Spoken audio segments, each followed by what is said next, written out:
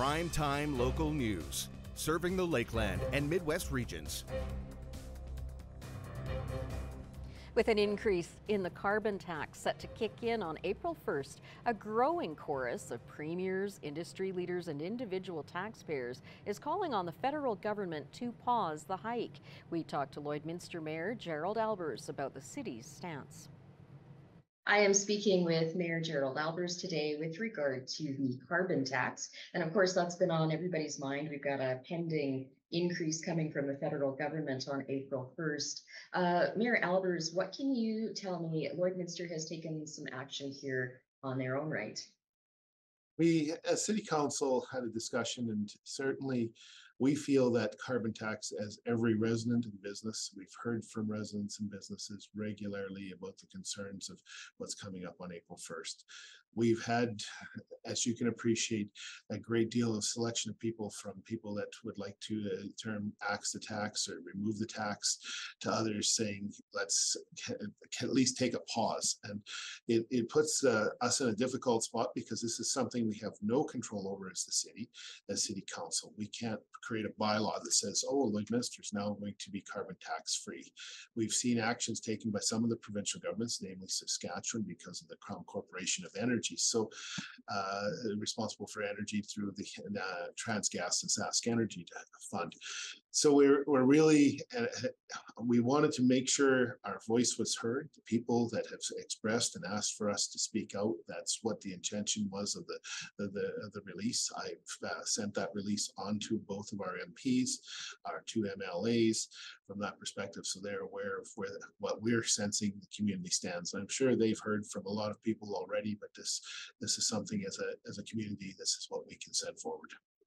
Obviously, the reason so many are concerned about this is because it hits us in our pocketbooks, and for the city, it has a lot of impacts down the road with how you make your decisions on things.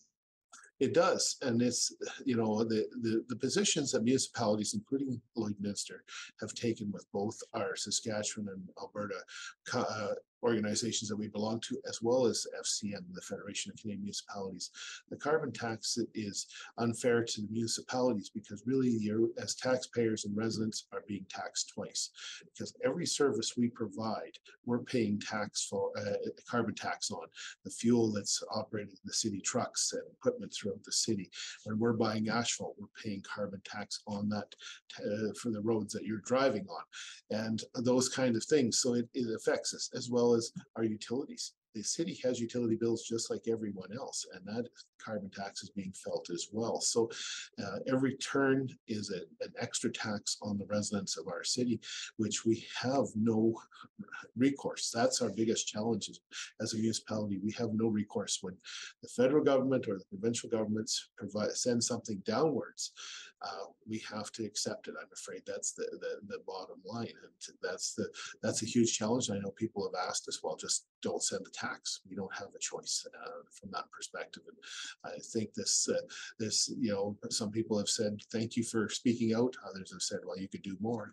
I don't know what else more we can do from that perspective, because every service that we provide is affected to someone in this city, be it the Legacy Center, the library, the Juba, the arenas, the ball diamonds in the spring, to the streets, to the water and sewer you receive in your home, the water you receive in the sewer that goes away. Those electrical bills have carbon tax built into them. The Trudeau government seems quite entrenched on their position with the carbon tax. Nothing has swayed them thus far. It may take an election, do you think? Well, certainly that seems to be the solution a lot of people have proposed, and from that perspective, that the government is not hearing from the people of Canada. We can read that through the media in many different sorts and discussions. And I think that one of the challenges is that we will have an election in 2025 guaranteed. That's from that perspective. Will we have one before that? It's an interesting, because this whole discussion around carbon, and I can back it up to the energy. This community is built on agriculture, oil and gas, and associated industries. And we've, as a council, myself, we've taken many opportunities to speak up for oil and gas and to defend the energy industry that do a great job in our community and surrounding neighbors, the rurals, to do a good job. They're environmentally sensitive. They do the things that they need to do on a regular basis. Yet people still believe that there's an attachment to carbon, and that brings into a whole much greater discussion. And I know science is divided on this very issue. There's scientists that stand and say we need CO2 to make sure that we can continue to breathe oxygen, because that's the process, where others are saying we have too much carbon. And I'm not a scientist, so I can't comment on that directly, that's for sure. But I know each has their own opinion. So election would hopefully clear the air, and in that sense, and that may be a play on words, but we wait from that perspective. We know we have a provincial election in Saskatchewan this fall. That's cut and dried. We know there'll be a municipal election that follows approximately 3 weeks later, but a federal election is guaranteed in 2025. But will it happen sooner? I guess that we'll wait and see what happens in Ottawa. Mayor Albers, we'll leave it there for now, and I appreciate your time this morning. Thanks so much for speaking with me. Absolutely. Thank you very much. Springtime is here, which means a few things in Lloydminster. Warmer temperatures are slowly approaching, and it's time to change from your winter tires to your spring and summer tires. Changing your tires each season makes both sets last longer and keeps you safer on the roads when conditions drastically change.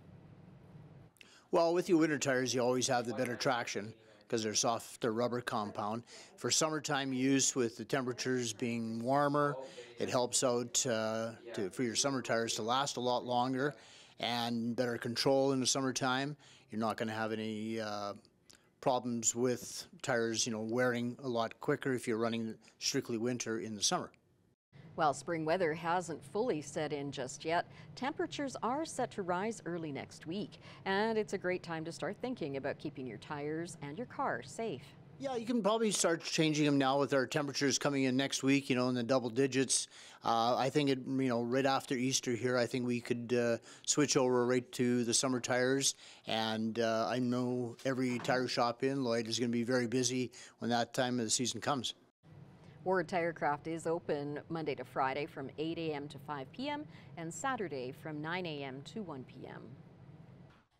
Thomas Wildman joins me now with the weather. And Thomas, we've been seeing some light flurries through the day. What are we expecting heading into the Easter long weekend? I think we're possibly going to see a few more lighter flurries. It kind of depends on where you are. We noticed this. We just have felt it lightly, but in our friends out at Edmonton actually felt a very heavy snow this morning. And so that's been some changes, and so it's kind of going to be regional right now. There is some snow in some of our closer friends as well, so just the weather, possibly we are going to see some snow, we are going to see some colder temperatures, but I think we're going to stay at this relative temperature that we're at this -3-ish mark that we're seeing here, similar to while we're looking at the almanac here. So our high for today was -2, and then the low for today was -11. The normal high of 5 and a low of -8, so just a little bit below those usual normals, especially on the high side, but we did have some nasty winds out there for us today as well. Taking a look at those current conditions, I was right on the money, -3 for the wind chill, down to -8. Nasty northeast wind there going 15 kilometers at that 79% humidity, of course, with the snow that we felt earlier in today's forecast. See, as I mentioned, North Battleford having some snow right now. They're at -2 with wind chill. They're getting down to -9, a 30-kilometer east wind for them, so a little nasty out there in the eastern part of Saskatchewan. Cold Lake is similar with a -3 down to wind chill -9. They got a 20-kilometer wind for themselves right now. Taking a look at current temperatures across the region, we mentioned Lloydminster at that -3 mark right now. Down south, we have Provost and Macklin are actually at a decent temperature at 0 degrees right now. A little further north, Wainwright at -2, Vermilion at -3, Marwayne also that -2 mark, Edmonton and Vegreville at that -3 mark, as well as St. Paul and Lac La Biche and Bonnyville at that nice -2 mark as mentioned. Taking a look at the further on the Saskatchewan side, Lacrosse is at -4, Pearson at -2, Green Lake at -1, St. Walburg and Meadow Lake at -2, and then Maidstone, as mentioned, -4, Macklin at 0, and North Battleford at that -3 mark. Taking a look at tonight's forecast, there it is, cloudy with a couple of snow showers, a 94%, so we'll definitely see that. Snow showers, though, isn't something really to worry about. May make the roads a little less than preferable, though, -10 for the low tonight.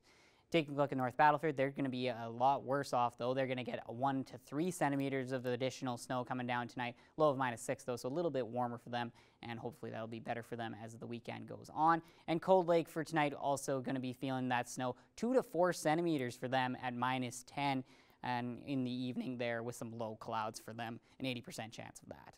Taking a look now at our 7-day forecast, we're going to also have some low clouds here in Lloydminster for tomorrow, Friday, at -3 for the high, low of -13. And then it's going to get a little bit warmer with the sunshine, as we're going to get to that 0-degree mark, -11 for the low on Saturday, and a nice 5 degrees for Easter Sunday, and a low of -2. Plenty of sunshine, so it might be a good time to get out with the family. But that will do it for our first look at the weather forecast. We will have some more news headlines coming up after the break.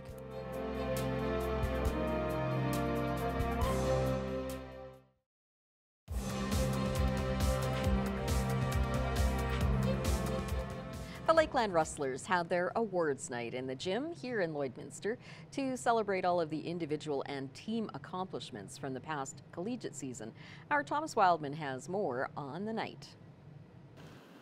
I am very fortunate to be able to be the godfather of this entire family of 150 student athletes. Godfather.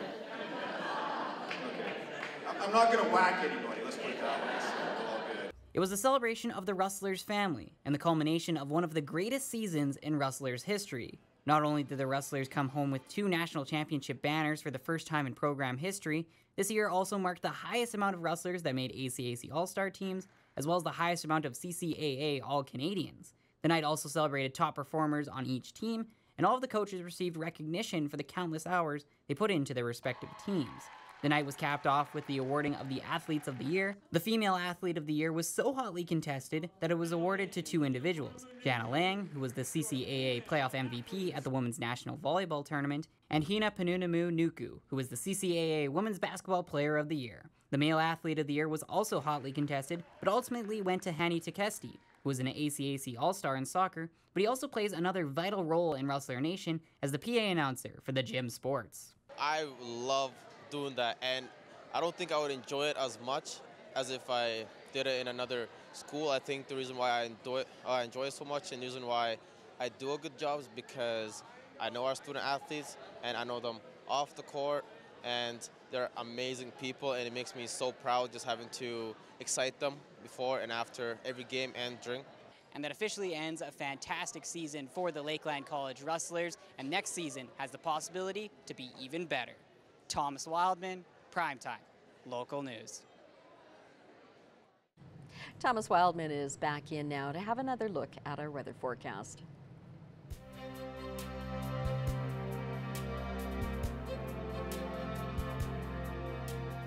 Well, thank you, Leanne, and it was great to be at the Rustlers night last night. Lots of great people there, and a great celebration, and of course, it was good to see the Godfather out once again there. Taking a look at the weather temperature tonight, for the current temperatures right now across the region. Lloydminster and Cold Lake at that temperature we said earlier, -3 and -4 for them. As we get a little bit further out west, Athabasca similar at that -4 mark, as is Edmonton to Lloydminster here at -3.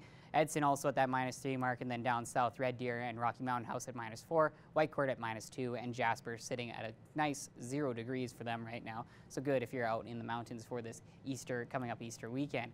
Meadow Lake sitting at -2 right now. North Battleford is similar to us at -3. Saskatoon a little bit warmer. They're actually at above 2 right now. Prince Albert at 0 degrees, and Milford sitting at -1. Taking a look at the current temperatures down south, we'll start on the Saskatchewan side here. Kindersley at 2 degrees. It's plenty warm down south. Swift Current at a nice and warm 7 degrees. Moose Jaw at 4 degrees. Regina at 2. Yorkton, though, a little cooler, -2. And down by the border, Estevan only sitting at 1 degree for them. On the Alberta side, they're a little bit closer to us. Coronation and Calgary at -3. Banff and Lethbridge at 0. And Medicine Hat, a little bit warmer there at 1 degree. Taking a look at tomorrow's forecast for us here in the border city. 6 a.m. At 6 a.m. we're going to be at -9. And it's going to be cloudy throughout all of the day, -5 as we get closer to noon. 6 p.m. it'll be -4, and then it'll be getting back down to those lower temperatures as we approach midnight for -9 and cloudy tomorrow.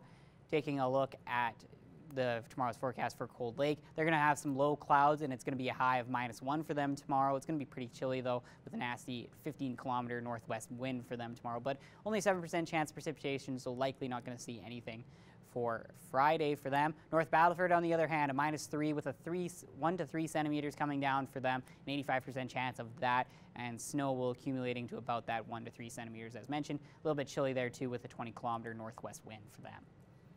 And taking a look at the travel forecast for tonight, Meadow Lake sitting at -7 right now, -10 in Bonnyville, -8 in Provost, and -9 for Isle La Crosse and Paradise Hill.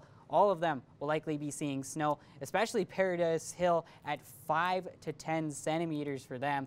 Elsewhere, about 1 to 3 centimeters, 2 to 4 centimeters. Provost only having snow showers, though.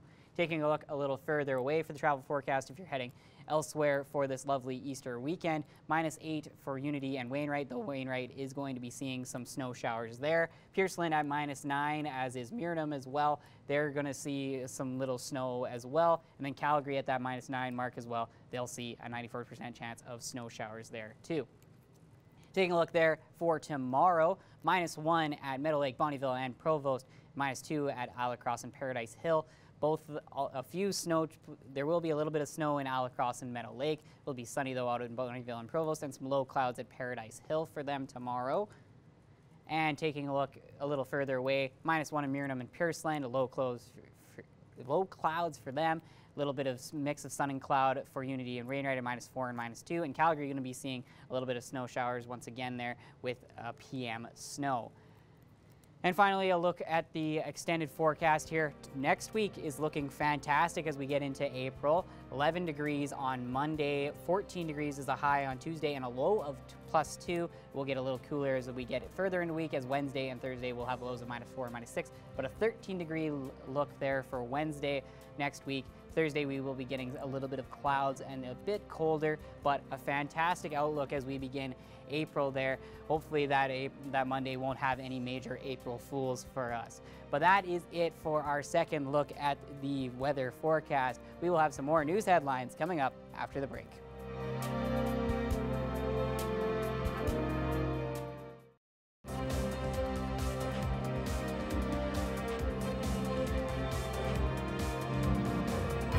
Long weekend is right around the corner, with people either having Friday or Monday off for their Easter long weekend. And with long weekends tend to come with traveling. And with traveling, there are some things that people should keep in mind when going on the road. So I'm very happy to be joined here today by Constable Kelsey Davidge with the Lloydminster RCMP. Thank you so much for joining me. Yeah, of course. Thank you for having me. Of course. Now, like I said, there are some things that people should keep in mind when going on the road, traveling over the long weekend. So, what would the RCMP like to remind drivers when they do hit the road this weekend? Yeah, winter often gets all the attention for hazardous road conditions, but spring driving and long weekend driving has its own safety hazards. We have the following tips here to help you reduce your risk over this long weekend. Some of the tips we have for this week are: check your tire pressure and wiper blades. Cold winter temperatures often result in loss of tire pressure, and your tire could be low from that cold air. So make sure they're topped up before hitting the road this long weekend. Wiper blades can be worn down by snow and ice over the winter. So make sure you have new or wiper blades that are in good condition in case you need to use them this weekend. Some other ones we suggest is watch out for pedestrians, cyclists, and motorists. People are ready to get outside and enjoy this warm weather this weekend. So make sure you slow down and share the road with people walking, cycling, and biking. Take your time during those spring showers. If we do get any rain, make sure we're cautious of wet pavement, as it does contribute to many traffic accidents within the year. In addition to slowing down, give yourself extra distance between yourself and other vehicles around you. Make sure your brakes are working and that your headlights are all functioning as well. Be aware of those animals. Animals become more active during the warmer weather, so you may see animals out and about as they're also waking up from during the springtime. And the number one is don't drink and drive. Many people will be visiting friends and family over this long weekend. If you are drinking, please don't drive. Use a designated driver, a taxi, public transit, or a friend just to make sure you get home safely. And those are really really great tips to keep in mind, and they're almost kind of common sense, but then when you really think of it, it is really good just to have that quick reminder, even though that is like, yeah, of course I'm not going to drink and drive, of course I'm not going to do this and this, but it always is great to have in the back of your mind just in case. Now for highway driving, if people are, let's say, are driving to Saskatoon, Regina, or even Edmonton, or anywhere else on the highway, could they expect to see RCMP presence? Will there be presence on the weekend, on the roads this weekend? Yes, the safety of the motorways is our number one priority. You will see RCMP out on the roadways across both provinces to ensure drivers are following the rules of the road and that everyone gets where they're going safely. And is there anything else that the RCMP wants to keep, or wants drivers to keep in mind when they're on the road this weekend? Again, wear your seatbelt, follow any speed signs that are out there. If there are construction people working or any emergency services, making sure we're pulling over as far as we can away from those people, and have a safe and happy long weekend. Awesome. Well, thank you so much again for joining me today. This is great for people to keep in mind when they are traveling this weekend. So thank you. Thank you.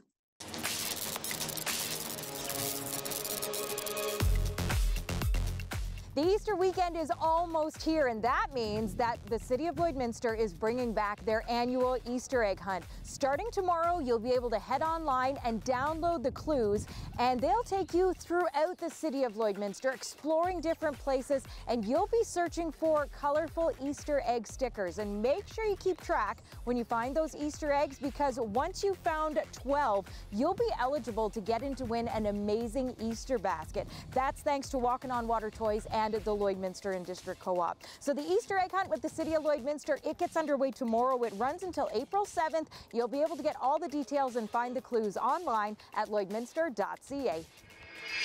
Coming up on Saturday, the Lloydminster Museum and Archives, it is going to be a busy place. They are hosting a special event. You have the opportunity to decorate Easter eggs with a couple of different styles. They're hosting Easter Paisanki and also Easter egg dip dyeing. And you do need to pre-register if you want to take part in this great event coming up on Saturday, but there are still spots available. You can go online to lloydminster.ca to get all the details and to get signed up. There's also going to be a scavenger hunt, a craft, and more. It's all coming up on Saturday at the Lloydminster Museum and Archives.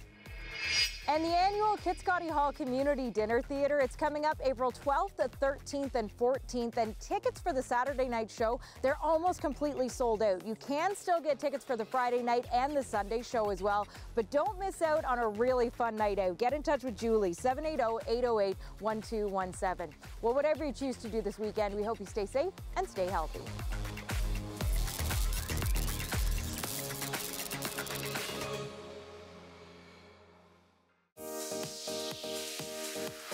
What's Happening is brought to you by Northern Factory Workwear, Circle Drive East, Saskatoon, and Highway 17 South, Lloydminster.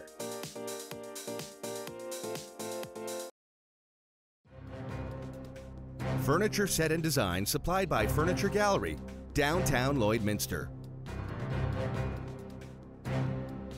I'm here speaking today with Miranda Courts, and we're talking about something that's been on a lot of people's minds, the carbon tax and the pending increase on April 1st. Miranda, thank you so much for joining me today. Thank you for having me. You're very welcome. What can you tell me about the rally that's coming up? I know it is going on countrywide. Why did you feel necessary to join this one?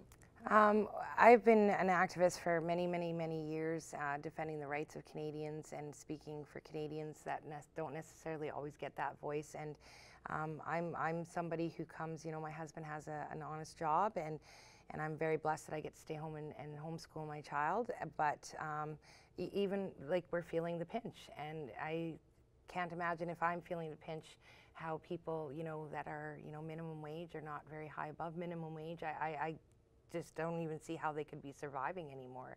And so when this was brought to my attention from actually the East Coast, I just jumped on it. I jumped on it because we have a major border and we have the opportunity to really give a good chunk of Alberta and Saskatchewan a really big voice in Ottawa, and especially when our own MLAs and MPs and premiers aren't even being heard. There's a major break in our system when even our levels of government aren't being heard. Yeah, I can imagine. I mean, everybody's been talking about affordability and, you know, the cost at the grocery store. Everything has been impacted by the carbon tax. Absolutely. It all rolls downhill, and the person who pays the most is the person at the bottom of the ladder. And that's most Canadian citizens now. Yeah, and there is only one taxpayer. There is only one taxpayer, the Canadian citizen. So what can people expect at the rally on the 1st? So this is, like you said, across the entire country. It is at all interprovincial borders. I know a lot of people have asked the question, why the borders? And as I explained to everybody, you know, if standing at City Hall or standing at the legislative grounds or standing at Parliament with signs was going to get us anywhere, I think we would have been out of this mess a long time ago. If writing to our MPs, MLAs, and Parliament again was going to get us anywhere, that, you know, we would definitely not be in this mess, because we would never have allowed this carbon tax in the first place, right? They would have heard us right off the hop a couple years ago. And so what people can expect at these protests is single lane closure. There will be one lane closed on the right to the shoulder. Center lanes will remain open and free flow traffic on those center lanes. There will be no blockades, there will be no stopping. But if you happen to see us and you're driving through and you want any information, there will be people along the lines that will have papers that they'll happily hand to you at your window as you go by. We understand that this is going to be a huge inconvenience, especially at my location and here in Lloydminster, where we are going to be, which is just outside of Lloydminster on the east side at the old tourist booth. Where we are is a very main artery, and I understand that, and by no means do I want to upset travelers for their morning and evening commutes. We will have there is a detour option as well if you don't have the time to come through, but an inconvenience is what's needed. We're not being heard any other way, so maybe putting pressure on all levels, right, from highways to, you know, policing to city halls to MPs to MLAs and all the way up. Maybe this kind of a pressure will help the federal government start hearing the people. It just is what it is. We need to be seen, we need to be heard, and it's just time. All right. And what time can people be watching out for you guys? So the protest across the country will start on Monday morning at 8 a.m. local times for all locations. So for Lloydminster, 8 a.m. And this protest will go on as long as it takes. All right. Well, Miranda, thank you so much for your time today. I do appreciate you coming in and explaining the rally to us. And of course, we'll see you on the 1st. Absolutely. Thank you. A mausoleum crypt with a few famous neighbors is going up for auction this weekend, and it could fetch up to $400,000. The burial spot is notably near the final resting places of both Marilyn Monroe and Hugh Hefner. The sale is part of a wider auction of Hefner and Monroe's belongings. The items include Monroe's first Playboy magazine cover from 1953 and Hefner's burgundy smoking jacket. The burial lot has a starting bid of $50,000. I don't know if that would be for me, but it's a lot. It's a lot of dedication to two very important movie and celebrity stars of the past, especially Marilyn Monroe is still very, and Hugh Hefner as well. Yeah, so it's interesting. I guess if you are that big of a fan and you want to truly have them immortalized forever, well, no better way than that. Yeah, for sure. Well, thank you so much for joining us for tonight. Have a good evening.